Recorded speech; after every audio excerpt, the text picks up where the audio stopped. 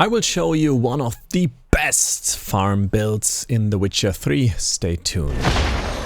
What's up guys, my name is Frankie Boy. Stay subscribed for more The Witcher 3 content. I love this game, it's my favorite game, and I even love it after the Next Gen update, which introduced some bugs but also made the graphics more awesome. And I love looking at this landscape. We're in Toussaint and I will tell you how to run this build that I'm running, and let's introduce the video with a little taste about the build, how it works, and you will actually slam all these enemies to death if you hit them. Well, hitting a horse is not that easy, but let's start off with the gear and the build.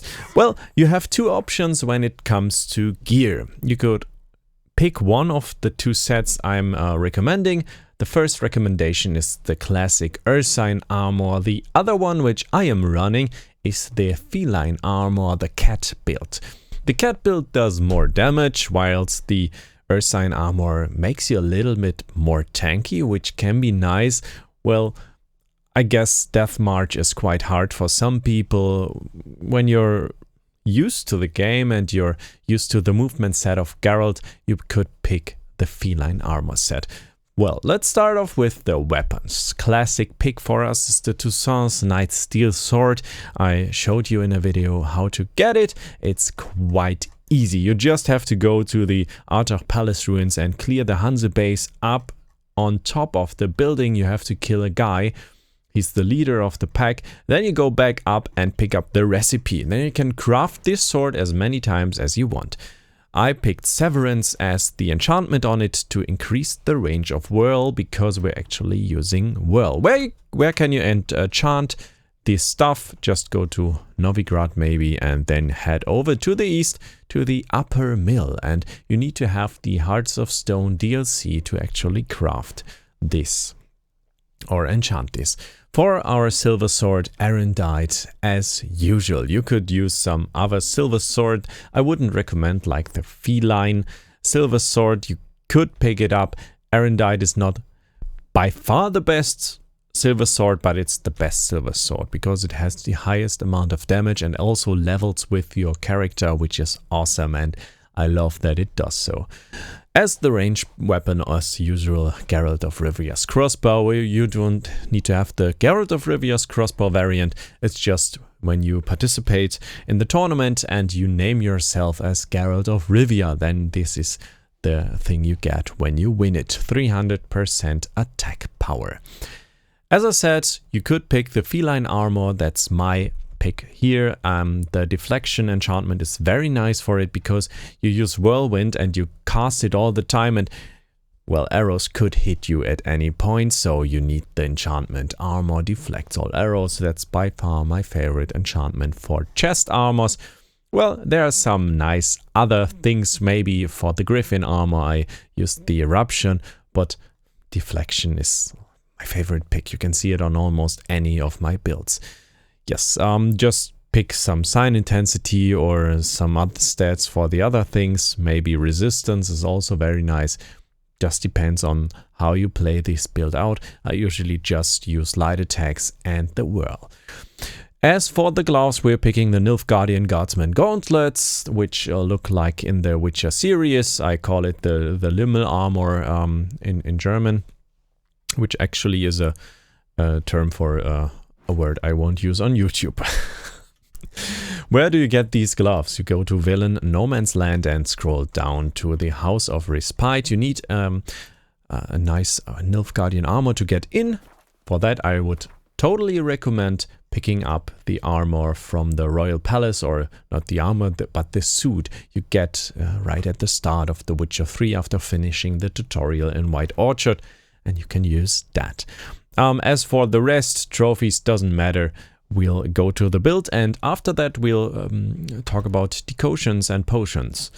It's the classic Whirl build. So depending on what you're wearing, you would rather pick the Bear School technique, the Griffin School technique, or the Cat School technique. I would recommend the Cat School technique in this case, but my build is not suitable for this.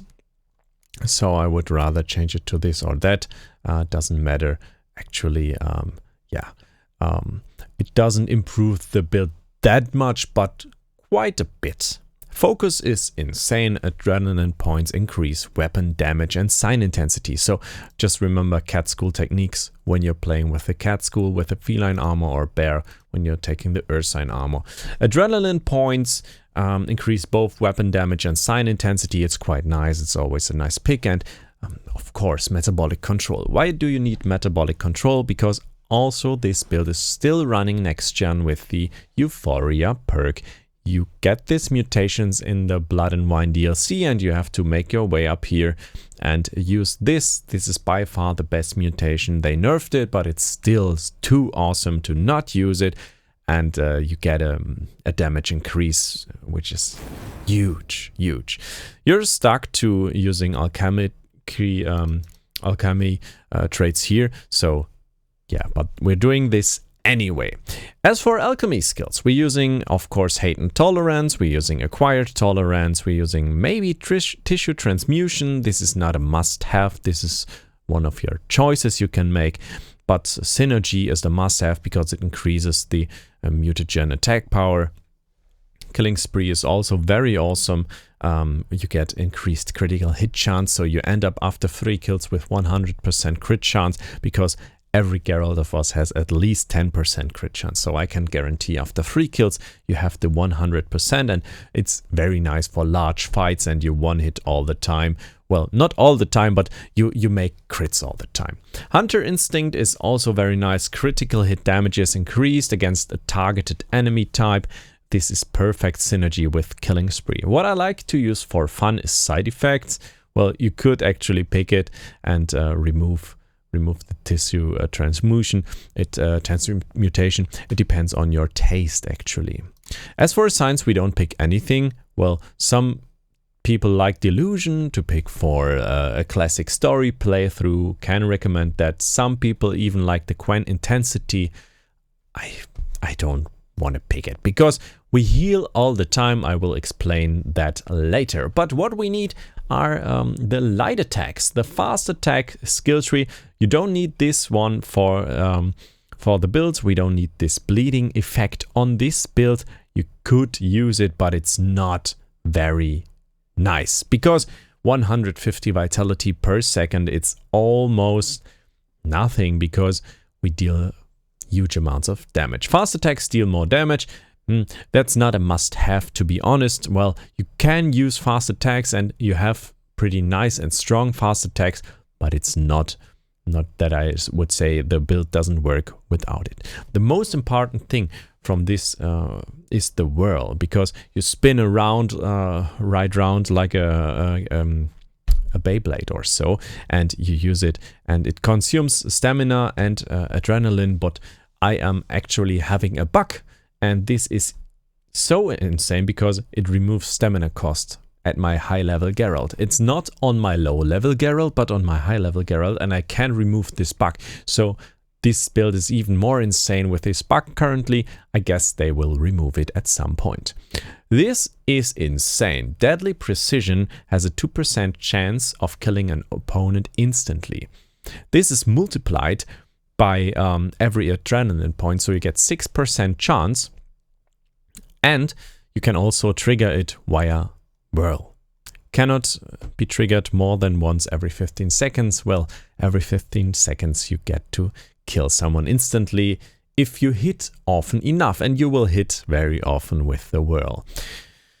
The last skill tree is very important for us because adrenaline loss is damage loss. So you don't want that, you don't want to die. We are wearing the cat school tech armor, so we want Undying to not die when we would.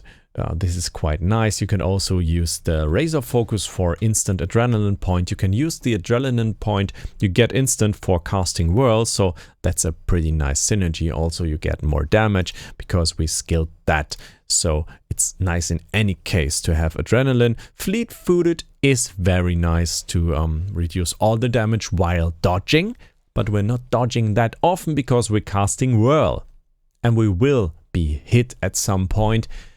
There's no chance that won't happen, but most of the people who hit us will hit us with armor, with arrows, sorry, and this is deflected all the time.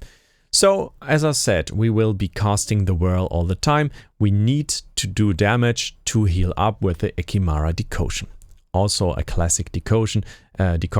Everyone uses it. Water hack, also insane damage dealt is increased when vitality is at max. So we heal up, then we deal more damage, and 50% multiplicative is insane. Also we have the Echidna decoction. It's also regenerating stamina, vitality when consuming stamina. So when you don't hit anyone with your whirl, but you consume stamina, you also heal, which is quite nice. Or casting a sign, so you can heal up to 100% and be back up at it to deal more damage.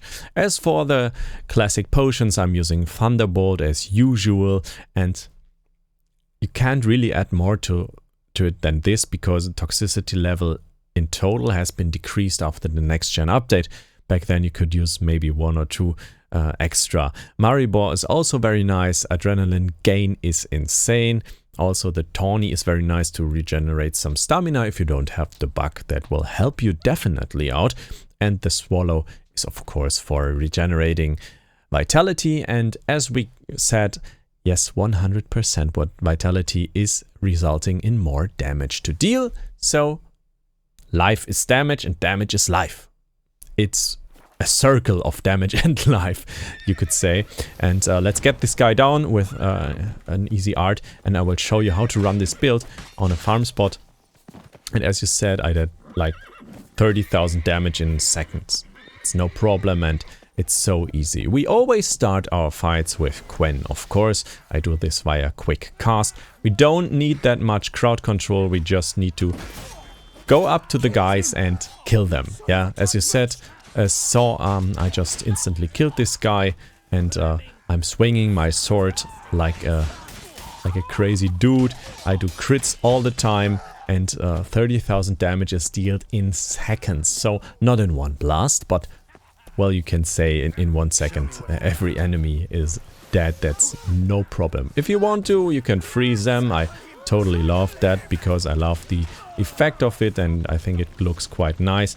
And as you can see, I don't consume any stamina. This will not work for all of you, but you don't need this. This is still overpowered, but when you're playing it normally, you would stop casting the whirl and then go up to the enemies. Remember, you can dodge, but you can also use the roll to get up close to enemies and then cast the whirl again. As you can see, I'm healing up a lot, and I'm dealing so much damage, like 10k per hit, and this is not even the perfect setup for pure damage. I could still increase it if I wanted to. I could consume more things, or I could even strengthen my weapons, which I didn't.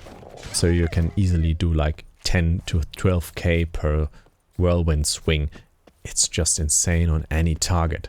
It's the best build, I think, for farming, because it's so easy and so chill. There's hardly any other build that is so chill, except for the art build, and this one is chill because it's cold art. You get the point. Yeah, I think that's it for this build. It's really easy. The farm spot I'm using is of course Montcrain Castle.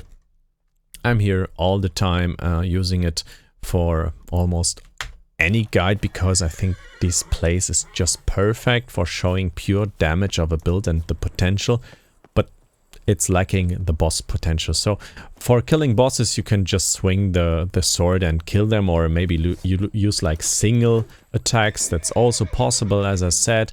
You can even increase the damage of single attacks by doing a heavy attack first, and then you do the single easy attacks, and then you can like almost one-hit dogs or other enemies. Well, remember to keep Quen up to not get hit, and keep your damage as high as possible, and then you will easily kill everyone in this game. And I love this build. This is the build I rocked to get up to level 100, and I totally recommend it for you. You don't need as much of points anymore to build the build So everyone can do it in New Game Plus, and I will totally recommend doing so. It's so much fun. I love it. And you can also do it without the Euphoria build, but the damage will be decreased by 160% obviously. And also you don't have these extra slots if you don't run the mutagens in here. So I hope you learned something and took something out of this video. I had a blast doing it, and I'll see you in the next one. I hope I can upload this video to YouTube because it's longer than 15 minutes, and this is actually a new channel. I just created this English channel. I'm a German YouTuber, as you can hear. I have an accent, and I'm trying to train my language and become better at it while doing this channel, and this is part of the journey. I hope you're on this journey with me. See you in the next one. Also check out my main channel. It's the German channel, and I will link it in the outro and cut. And also check out my German song Hot with Igni. It's awesome!